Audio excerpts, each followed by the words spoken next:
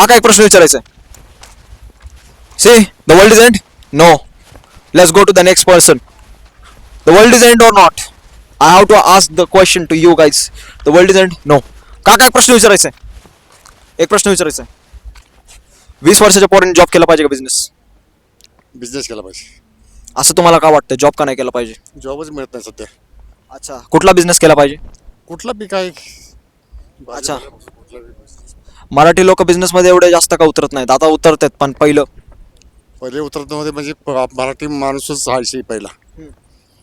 त्याच्यामुळे काही नोकरीच्या शोधात असणार, नोकरी काय मिळत नाही, मग बेकार होत्यात पोरं. तुम्ही कधी कुठला बिझनेस केला का तुमच्या लाईफ मध्ये? नाही मी नोकरी केली. आता कुठला बिझनेस करणार मग जर तुम्हाला करायचंय तर? कुठलंच करत नाही. माझा 68 वय आहे. तुमचं वय 68 आहे. मग गायज बघू शकता काकाचं वय 68 आहे, पण मला वाटत नाही काका. तुम्ही मला 35-40 असं वाटतंय. कुठले 55-60 पर्यंत वाटत असेल, 60 पर्यंत जास्ती असं. अच्छा.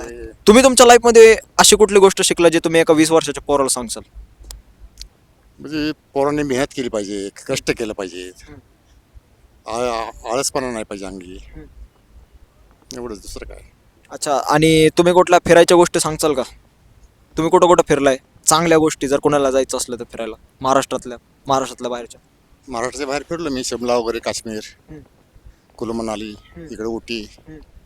त्याच्यामध्ये तुम्ही काय नोटीस केलं त्या लोकांच्या कल्चरमध्ये आणि त्या लोकांच्या राहणीमानमध्ये? काय तुम्ही नोटीस केलं महाराष्ट्रातून वेगळं? राहणीमान आपलं महाराष्ट्रापेक्षा वेगळंच आहे आणि निसर्गरम्य ठिकाणे सगळे बाकीचे. महाराष्ट्रात बी भरपूर आहे तसे, महाबळेश्वर वगैरे. तुमचं डेली रुटीन काय? डेली रुटीन व्यायाम करणे काय. आता मी रिटायरमेंट आहे, पेन्शन आहे, पोलीसमध्ये होतो मी. अच्छा, तुम्ही पोलीसमध्ये होता? अच्छा. आणि आजकालचे जे आपले जे टेक्नॉलॉजी येते फ्युचरमध्ये, तर त्याच्या ह्याच्याने तुम्हाला काय वाटतं कुठली स्किल डेव्हलप केली पाहिजे एका 20 वर्षाच्या पोरांनी? कोणती स्किल म्हणजे? म्हणजे आता AI येत चाललंय, कंपन्या लोकांना काढत चाललेत, तर त्याच्या ह्याच्याने फ्युचरला धरून तुम्हाला काय वाटतं कुठली स्किल डेव्हलप केली पाहिजे? स्किल म्हणजे बिझनेसच केला पाहिजे मुलांनी. बिझनेसच केला पाहिजे. बिझनेस केला पाहिजे. अच्छा. आणि AI बद्दल काय वाटतं तुम्हाला? याबद्दल काही एवढी माहिती नाही मला. अच्छा.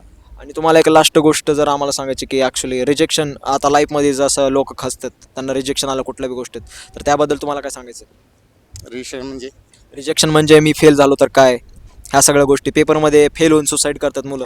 सुरुवात करतात ती काय, फेल झालं ते झालं, परत अभ्यास करायचा, परत हे करायचं. हे आत्महत्या करणं म्हणजे आपलं हे आहे का? फ्युचर आहे का आत्महत्या करणं म्हणजे? तुमच्या ह्याच्याने काय वाटत असेल, म्हणजे तुम्हाला काय वाटतं रिजेक्शन येण्याचं मूळ कारण काय? रिजेक्शनचं मूळ कारण म्हणजे हेच, मुलांना कॉन्फिडंट नाही आपला की आपण बाबा की हे आता नोकरी नाही गेली, समजा नोकरी मिळायची नाही तर काय करायला पाहिजे, काय नाही. पोरांना त्याचं कॉन्फिडंट नाही एवढं. कॉन्फिडन्स कसा वाढवायचा? कॉन्फिडन्स वाढवायला म्हणजे बिझनेसमध्ये घुसलं पाहिजे त्यांनी. आजकाल चायची टपरी सुद्धा चायवाले करतात, 2-3 हजार रुपये कमवतात डेली चाय बेसून. आणि काका मी एक गोष्ट नोटीस केली की आपल्या घरचे पण आपल्याला फायनान्स बद्दल काय नाही शिकवत, कधी ते बोलत नाही, डिस्कस करत नाहीत पैशाबद्दल. तर पैसा सगळ्यात महत्त्वाची गोष्ट लाईफमध्ये. तर त्याबद्दल तुम्हाला काय बोलायचं आहे की आपल्या मुलांना आपल्याला काय शिकवायला पाहिजे आणि आमच्यासारख्या मुलांनी काय काय माहिती असायला पाहिजे पैशाबद्दल? पैसा तर बचत केलाच पाहिजे, वायपट खर्च नाही केला पाहिजे, व्यसन नाही केलं पाहिजे कुठलं. पैसा नेहमी बचत केला पाहिजे. पैसाच उपयोगी पडतो शेवटी, आजारी वगैरे काय पडलं तर. आणि तुमच्या हिशोबाने सगळ्यात बेस्ट इन्व्हेस्टमेंट कुठली? आता कुणाकडे जर पैसे असले फॉर एक्झाम्पल 5 लाख 10 लाख, तर तुमच्या हिशोबाने सगळ्यात बेस्ट इन्व्हेस्टमेंट कुठली आहे? म्युच्युअल फंडमध्ये गुंतवायचे. Mutual funds. आणि गोल्ड? गोल्डमध्ये चालते. आता गोल्ड जरा महाग झाले, परंतु आता काय त्याच्यामुळे इतके पैसे कोण गुंतवणार नाही. स्टॉक मार्केटबद्दल काय वाटतं तुम्हाला? कुठले स्टॉक मार्केट? मार्केटचे काही मला माहित नाही, कल्पना नाही एवढी. अच्छा. आता सगळं डिजिटल झालं, तर मग एक स्टॉक मार्केट म्हणजे आपण कंपनीचे शेअर विकत घ्यायचे, मग आपण त्या कंपनीचे छोटेसे मालक होणार.